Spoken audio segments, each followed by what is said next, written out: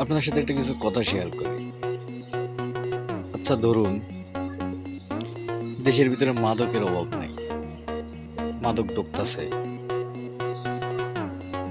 পেঁচা বিক্রি হইতেছে। আপনি কি মনে করেন প্রশাসন জানে না? সব বাল ছালা আমাদেরকে বুঝান, আর আমরা এটা বুঝে যাই। হ্যাঁ, আরে মিয়া প্রশাসনই তো ব্যবসা করে। হ্যাঁ না, ওদের এত তালা তালা বিল্ডিং কই থেকে হয়? কয় টাকা বেতন পায়? 50,000 টাকা। সংসার আছে 30-35 হাজার টাকা। মেয়ে 1 শতক জমি কিনতে পারবো জীবনে কোনোদিন?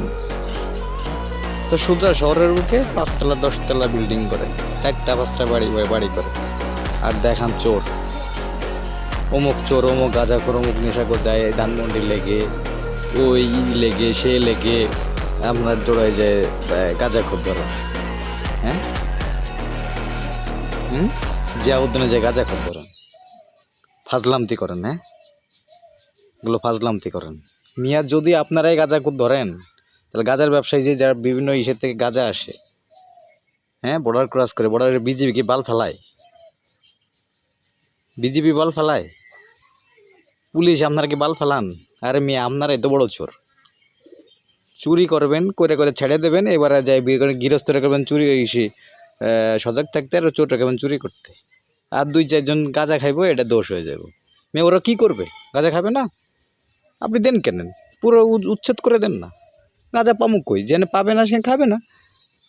ওরা কি বিদেশে যায় পাসপোর্ট ভিসা লাগায় কি গাঁজা আনতে যাইব? ফাজলামতি করেন আপনারা। একটু বড় বড় একটা দেখি, একজন অ্যাকাউন্টেন্ট কি যেন দেখলাম একটা সরকারি হাসপাতালে, তার 4-5টা বাড়ি। হ্যাঁ, এগুলো কি চোর না? ওর তো বাল ফেলাইতে পারবেন না। বাল ফেলাবেন কাদের? ওই 100 টাকা 150 টাকার একটা রুটি বা কিছু কলা চুরি করে খাইছে, এগে বাল খুব বাল ফেলাইতে পারবে। প্রশাসন খুব বাল ফেলাইতে পারবেন এদেরকে, আর এদের বাল ফেলাইতে পারবেন না। নাটক করেন আপনারা, দিন দুপুরে নাটক করেন। নাটক বহু দেখছি। যদি পারেন এদের বাল ফেলান।